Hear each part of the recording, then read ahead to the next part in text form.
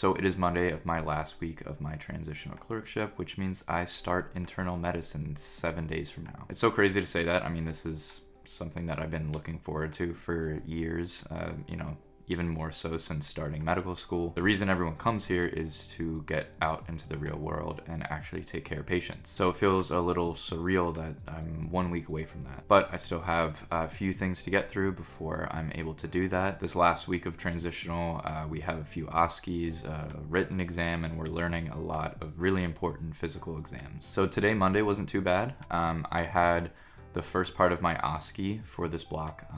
We have 4 sort of like main high stakes OSCEs, I guess you would call them. We call them block OSCEs, but we had one at the end of our cardiorenal pulm. The second one is this week. The third one is halfway through our rotations, and then our fourth one is after our rotations. I think like right before we graduate, maybe. Not really sure, but basically they're higher stakes. We have more encounters. Usually they give us some more difficult cases.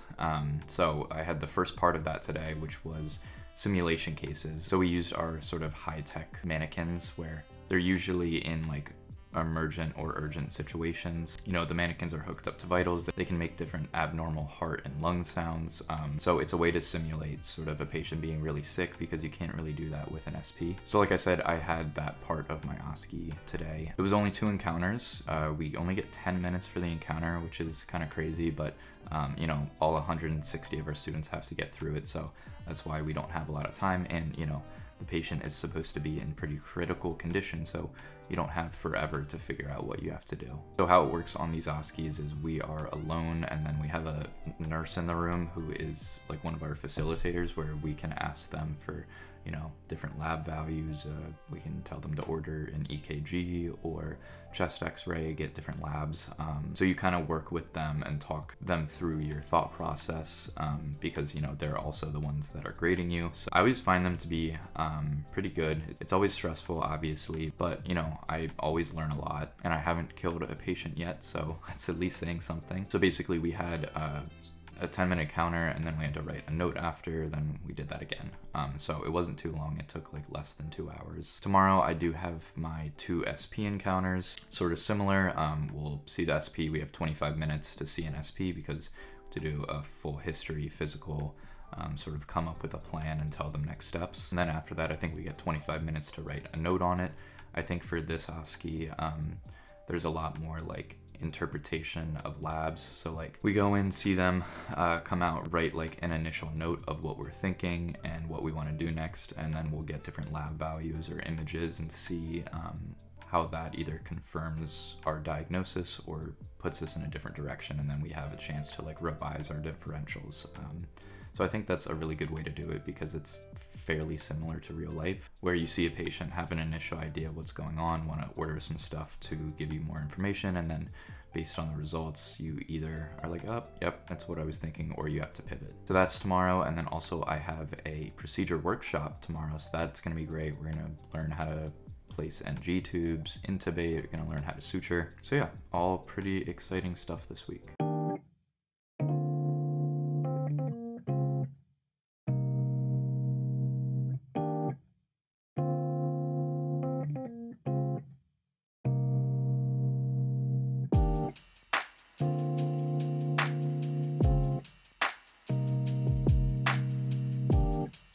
Alright, so it is Tuesday. I just got back from school. Wanted to have a quick check-in about how today went because did a lot of stuff.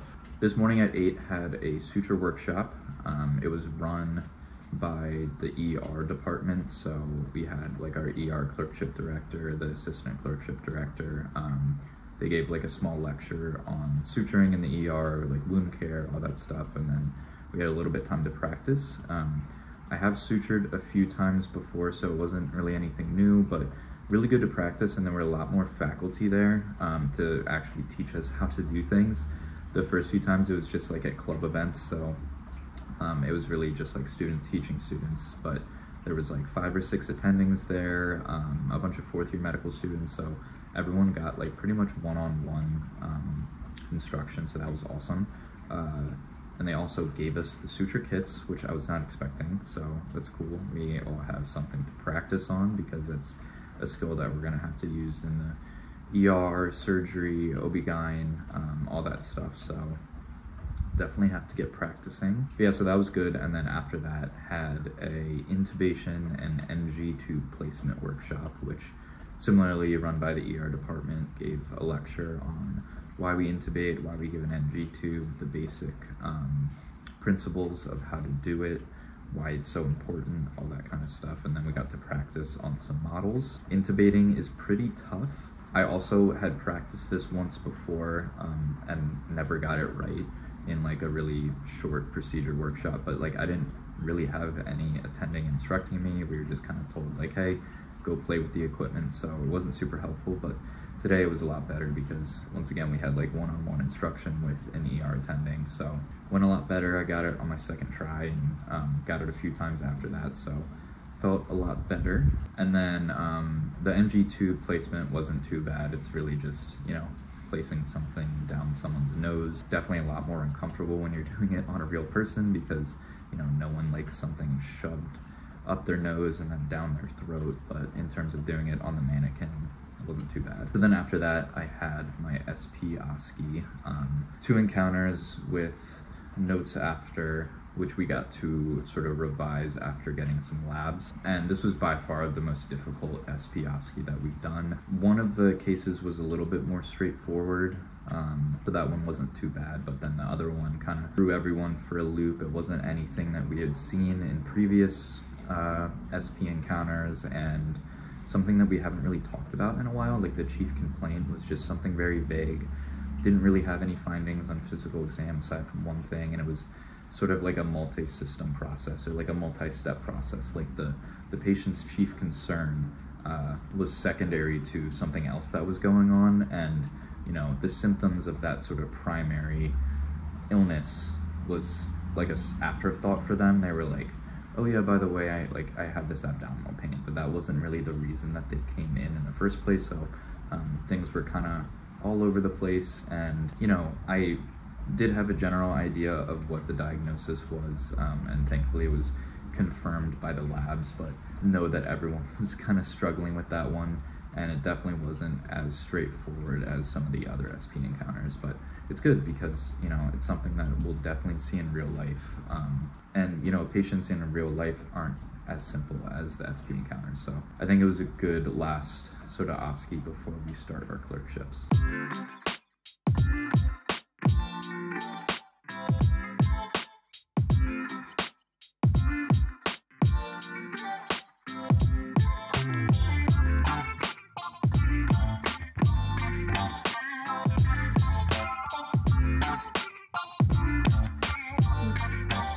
Alright, so it is Thursday, and I just finished all my sessions for the day.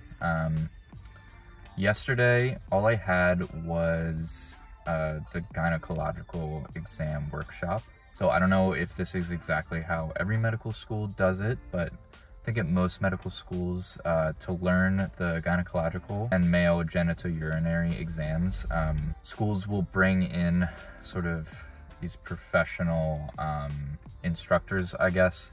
They're sort of very specialized SPs who know these physical exams very, very well and are great at teaching them. So the way that ours worked is we had one SP that worked with 3 or 4 students and sort of took us through start to finish how to do a breast and gynecological exam.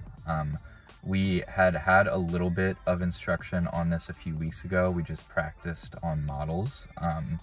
But this time it was the real deal. And, you know, without getting into too much detail, these instructors are amazing, are very, very knowledgeable. Not only just teach you how to perform the exam, but the best ways to do it, the best ways to make your patient the most comfortable, the right things to say. And sort of the benefit of having this extended period of time to learn the exam is you're able to troubleshoot things in real time. You know, it's similar to if someone is teaching you the cardiac or lung exam, like, they can tell you, oh, you did it a little bit wrong, try doing it this way, you might hear something better. Very similar how these are very important exams and can help diagnose a lot of pathology, so they want to make sure that we're doing it right. So they take their time. are very comprehensive. You know, they said that we probably won't do a lot of the parts of this exam in real life for sort of routine checkups and routine exams, but we did sort of every part, every special maneuver, just to make sure that we've at least done it once before, in case in the future we do have to do something a little bit more special. So like I said, I had the gynecological and breast exam yesterday, and then today I had the male GU. Once again, my instructor was amazing. He was this really funny guy. Was able to diffuse any of the tension and nervousness in the room. We were all laughing. So both of those sessions were really good experiences. And then the only other thing that I had today was a session on trauma-informed care. So how to approach sensitive topics with patients, you know, people who have experienced different traumas, physical, sexual abuse, that kind of stuff, which is just such an important topic. Tomorrow we have a session on how to deliver life-altering news. So, you know, this last week of transitionals has been really beneficial, and we've learned a lot of really important skills. And I'm so glad that we're having all these sessions before we actually step into the clinical space, because this stuff is going to come up. Even if we're not experiencing it every day, these are really tough subjects that we sort of need to be prepared on before we are put into that situation. And the fact that we're getting lectures on it and being able to practice with SPs is just so helpful, and I think it's really going to make those first encounters a little bit easier whenever we do have to face them. So I'm done with classes for the day, but we do have one more thing at the school today, which is a student clinician humanism ceremony, I think is what they call it. It's essentially like a baby white coat ceremony. So we have our white coat ceremony at the end of our orientation, but our school wants to do some sort of recognition of the fact that we are past the preclinical and we're about to step into the clinical phase of medical school and just the rest of our lives. So it's just sort of a celebration and recognition of what we've done so far. And another big part of it is recognizing all the faculty that have helped us get to this point. So there's a bunch of different awards for our professors, some like our basic science faculty and our clinical staff, and just a way for the students to recognize that we appreciate what they do, and we would not be here without them. So, I mean, it should be a pretty quick ceremony, but I'm excited to see all of our professors. A bunch of my favorite professors are winning some awards, so that's going to be great to see them get the recognition that they deserve. Then after that, I'm going over to a classmate's house. They're having a little bit of a 24th birthday celebration for a few of our classmates, so it'll be nice to celebrate with everyone, especially after that ceremony, which is sort of a send-off to clinicals. How about my guitar? Can you hear that on the microphone or no? Organized, and they're, you know, really like clockwork on how they take care of patients. Am I ever going to be like that? But don't underestimate the power of a medical student, particularly with regard to humanism. Someone who I always have in the back of my head now whenever I'm doing my physical exam, and I'm like thinking about a maneuver.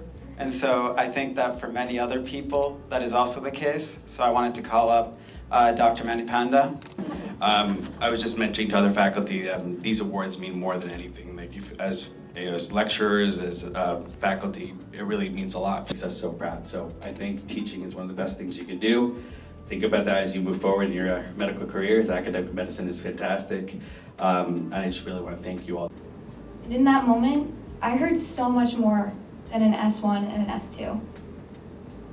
I was listening to the secrets of the engine that brought life into this person's physical self. While the write-up on this person's heart rhythm would merely state normal heart sounds, but not a HM song. In an essential human way, this was a heartbeat unlike any other.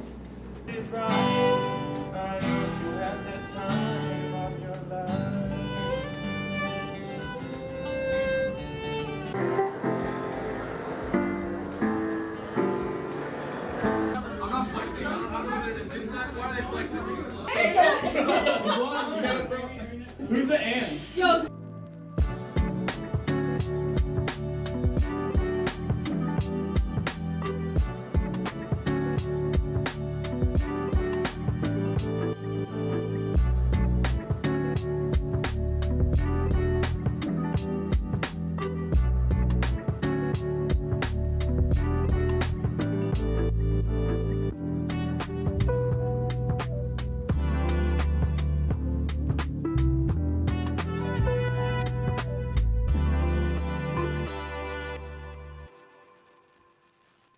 All right, it is now Sunday, day before I start Clerkships for real, and I had a pretty busy weekend already. So Friday we had a pretty long session. It was like 4 or 5 hours on delivering life-altering news. So it was more so framed as like delivering bad news, because usually bad, serious diagnoses are very life-altering, but our professor wanted to sort of make sure that we weren't losing sight of some other diagnoses that would change your life forever. For example, saying someone has diabetes, that's something that's very rarely curable, and it's going to affect them the rest of their lives, between having to change their diet, exercise habits, quit smoking, take medications for the rest of their life, especially if it's something like insulin. So while our professor did sort of talk about things more broadly, we had 2 SP encounters that were more focused on pretty serious diseases. So we had sort of a 1-hour lecture with our professor talking about all that stuff that I mentioned. And then we actually met with a breast cancer survivor who told us her story. That was great. Really amazing woman who went through a lot, and very grateful that she came and shared her story with us because it put everything into perspective. She didn't always have great interactions with different healthcare professionals, so being able to learn what people did right and people did wrong was really helpful for us as we're starting to think about how to care for patients who have serious illnesses. It was really great to hear from her and learn all of sort of the intricacies that went around her diagnosis and stuff that you might not think about as a healthcare professional, how it's affecting the relationships with her family, how it's affecting her work. If you give someone a serious diagnosis or they go through a major procedure, they're going to be out for work for a while and not going to be able to pay their bills. Sort of hearing that firsthand is going to make us all think a little bit more broadly and not just focus on the diagnosis itself. So after we heard from her, we had 2 SP encounters. Both of them were very similar. Basically, patients had some sort of initial screening or imaging, one for lung cancer, one for breast cancer. And on CT or mammography, they saw some mass. We basically had to tell the patient that, you have this mass in your lung or your breast. This is the % chance that it is cancerous, not guaranteeing that you do or don't have cancer. Both of them were like around 50-50. And then we had to explain sort of the next steps. Both of them were to get some sort of biopsy, and then if the biopsy came back that yes, in fact it was cancer, what the steps after that were, between going to see a certain type of surgeon, meet with an oncologist based on the staging of the cancer and all that. So that was a pretty tough conversation. I think the SPs were told to handle it pretty well. It is different than saying, oh, you have this mass that could be cancer, versus yes, 100% you do have cancer. So I think maybe that's why they handled it fairly well. But even though this is fake, I think it was really good practice. This isn't something that we are going to be doing very routinely. Conversations like this will likely have to happen between the, senior residents or attendings, but I think already starting to get the ball rolling and get practicing with these sort of conversations is really important. So that was it in terms of class on Friday. We also had sort of a small written portion for this block, so I took that. It was like 30 questions, so it wasn't too long. And then after that, I went to my school's talent show. We have this arts in medicine club that every year puts on a big talent show. So I went last year, a lot of my classmates performed at it, and pretty much everyone of my classmates who did it last year did it this year as well, plus some more. So that was great to see everyone share their talents. So yeah, all in all, it was a very long day, but a good day. And then yesterday, Saturday, I spent most of it helping Mackenzie move into her new place. We're both in the South region for a rotation, so we're living not too far from each other and close to the hospital, which is awesome. So during the morning and early afternoon, I helped her move in, and then I studied some, and now here we are. So I have a lot of stuff I need to do to prep for tomorrow. The morning is just sort of a virtual orientation, and then we're going to our hospital site to have like a tour. They're gonna tell us where we meet every morning, where we can put our stuff, where we get scrubs, all that kind of stuff. So tomorrow isn't super stressful. It's just kind of getting ourselves acclimated. But regardless, I still have to get everything in place so I can hit the ground running. This week has been really crazy in terms of like school responsibilities, so I've been a little bit slacking on doing content review and UWorlds. So I really have to focus in on that today and get back on track. Feeling a good mixture of nervousness and excitement for this upcoming week. I'm excited to see, you know, who I'm going to be working with. Really excited to just see the hospital in general. I drove by it yesterday. Looks great from the outside. It was like a 4-minute drive from where I live, so that's great. But excited to get in there and see where I'm going to be working for the next 8 weeks. All right, well, that is going to do it for today's video. If you enjoyed, please be sure to leave a like below and subscribe if you want to see videos like this in the future. Thanks, and I will see you in the next one.